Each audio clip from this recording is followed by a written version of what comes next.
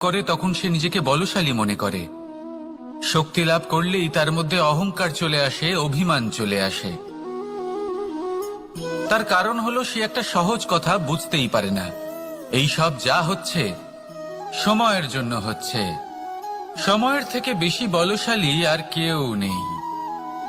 এই সময়ের জন্যই রাবণ ভক্তি দ্বারা কৈলাস পর্বত তুলে নিয়েছিলেন। আবার সেই সময়ের জন্যই, সেই কারণেই রাবণকে বধ হতে হলো। তার সাথে সাথে রাক্ষস কুলও ধ্বংস হয়েছিল এবং লঙ্কাও ভস্ম হয়ে গেছিল। দেখতে গেলে জন্ম থেকে মৃত্যু পর্যন্ত এই যে সময়, সেটাই হলো জীবন। কিন্তু তার মধ্যেও যা সময় আসে কোনো কারণেই আসে। সেই সময় আমরা যাপন করে কিছু শিখতে পারি। তাই আজ যে সময় আপনার হাতের কাছে আছে তাকে মুষ্টিবদ্ধ করে রাখুন, তাকে সামলে রাখুন, তাকে সংযত করে রাখুন, অনুভব করুন, তার থেকে কিছু শিখুন, তাকে কোনোভাবেই ব্যর্থ হতে দেবেন না। আর এটা জেনে রাখুন যে ভবিষ্যতে যা কিছু হতে পারে, যা কিছু হতে চলেছে, সেটা না আপনি জানেন আর না তা আপনার বশে রয়েছে।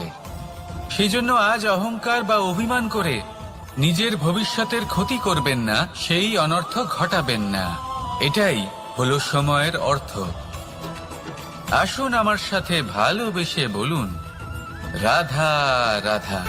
আমরা সকলে জীবনে ঈশ্বরের কাছে কিছু না কিছু প্রার্থনা করি, আর ঈশ্বর যখন আমাদের মনস্কামনা পূরণ করেন তখন আমরা প্রসন্ন হয়ে যাই। কিন্তু যখন ঈশ্বর আমাদের মনস্কামনা পূর্ণ করেন না, তখন আমরা ভাবি, সন্দেহ করি যে সত্যি ঈশ্বর আছেন। আপনাকে একটা কথা বলি, আপনি যদি ঈশ্বরের সম্মুখে নিজের ইচ্ছে বা মনস্কামনা রাখেন আর ঈশ্বর তা পূরণ করেন, তার অর্থ হলো ঈশ্বর এটা জানেন যে আপনার তার প্রয়োজন রয়েছে। কিন্তু যদি আপনি কামনা করেন আর তা পূর্ণ না হয়, হোক না কেন, কোনো মানুষ হোক, কোনো প্রাণী হোক, কোনো কীট হোক বা কোনো বনস্পতি হোক, প্রত্যেকের জন্য ভোজন অতি আবশ্যক। কারণ ভোজন থেকেই শক্তি পাওয়া যায়, আর সেই শক্তি দিয়েই সংসারের, আমাদের জীবনের সমস্ত কার্য করা যায়। এবার এমন এক ধরনের শক্তি হয় যা শীতের ঋতুতে সূর্য থেকে আমরা পেয়ে থাকি, আর আরেক ধরনের উত্তাপ হয় যা দিয়ে ভোজন রান্না করা হয়, সুস্বাদু নানান ধরনের ভোজন। এবার অত্যন্ত গুরুত্বপূর্ণ হলো যে ব্যক্তি সেই ভোজন বানাচ্ছেন তার মানসিক পরিস্থিতি এবং সেই ব্যক্তি যিনি ভোজন গ্রহণ করছেন তার মানসিক অবস্থা।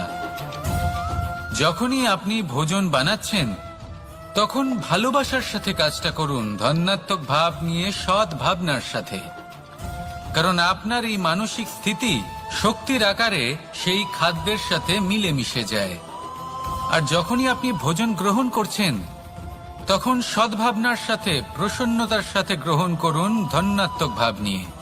যদি আপনি প্রসন্নতার সাথে রান্না করেন, প্রসন্নতার সাথে খাদ্য গ্রহণ করেন, তাহলে আপনি প্রসন্নই থাকবেন, আর মন সুপ্রসন্ন হয়েই বলবে, রাধা রাধা।